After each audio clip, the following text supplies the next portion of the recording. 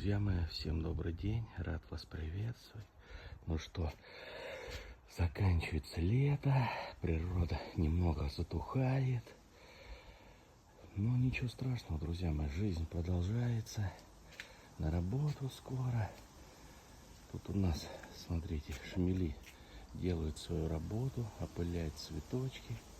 Куда-то улетел, не пойму куда, только сейчас тут был.